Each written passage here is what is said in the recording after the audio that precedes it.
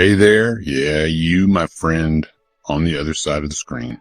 You're listening to my voice and watching this video, which was created in certain computer programs and is streaming on the device of your choice.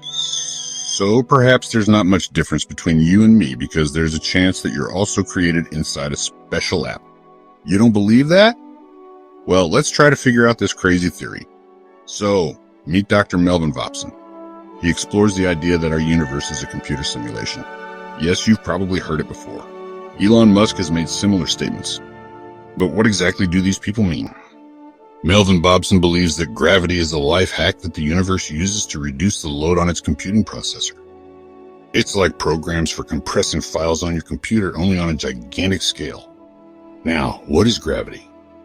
In simple words, it's the force of attraction between any objects having mass. Our planet is round and doesn't break up into billions of pieces because of gravity. We walk on the ground and don't fly off into the sky because of gravity. The phone is lying on your desk thanks to, say it with me, gravity.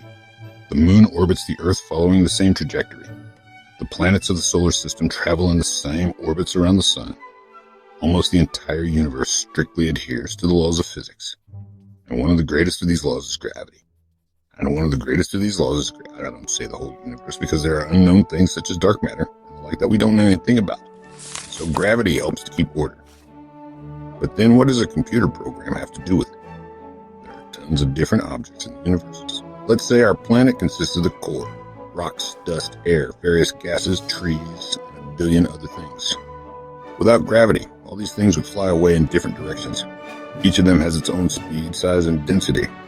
All this is a huge amount of information, but the force of gravity unites them in one object, the planet. All these billions of things are one object.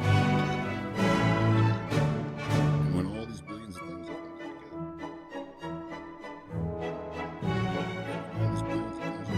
together. How about another example? Snowflakes have a remarkably similar shape. The waveform is nearly the same. The appearance of galaxies in distant space seems to be drawn according to a single pattern. And there are a lot of such symmetries in nature, and almost all of them are symmetrical thanks to gravity. What if this similarity is just another example of data optimization? Imagine if snowflakes looked different. It would be difficult for the computer to process each shape. But gravity forces all this matter to reduce the load on the processor. Gravity organizes and structures the universe, just like the archiver program on your computer. But why is this necessary? Well, just like the archiver program on your computer. But why is this necessary? Well, in the case of the computer, data compression helps save space and improve the work of the processor. In our universe, everything seems to be working stably. It remains organized. Dr. Vopson suggests that all the elementary particles in our universe, such as atoms, electrons, photons, and the like, are tiny building blocks that contain information. It's like the cells inside our body that contain information. It's like the cells inside our body that contain DNA. The scientist also draws an analogy with computer data. Any picture, video game, or anything else on our screens consists of tiny bits of information in the form of binary data, ones and zeros. Our universe can work in the same way. If there's no information in a cell, it is zero. If there's no information in a cell, it's a unit.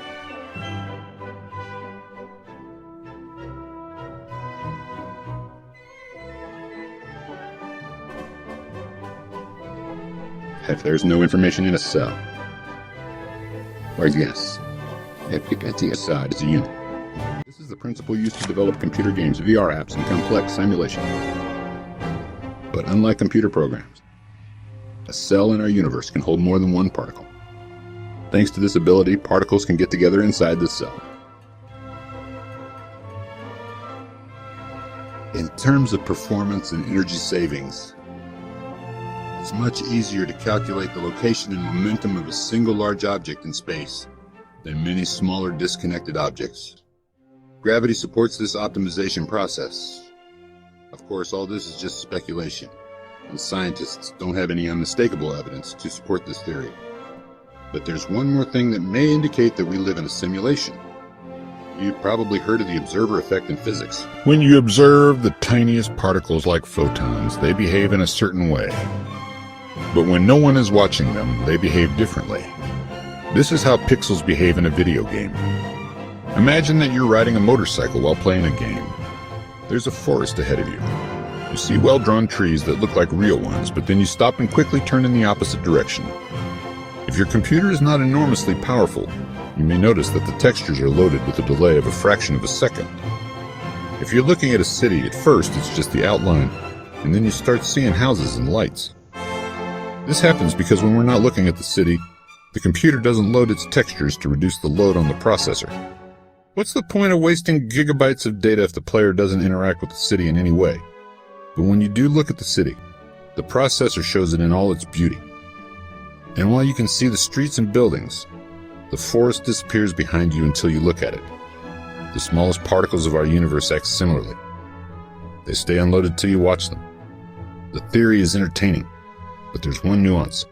Photons and other tiny particles behave differently when you're not observing them.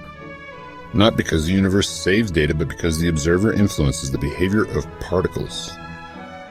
That is, while observing them, you use your eyes or lenses or some kind of device and detector. The very fact of observation changes matter, which is why photons behave this way. So we don't know yet whether our universe is modeled or not.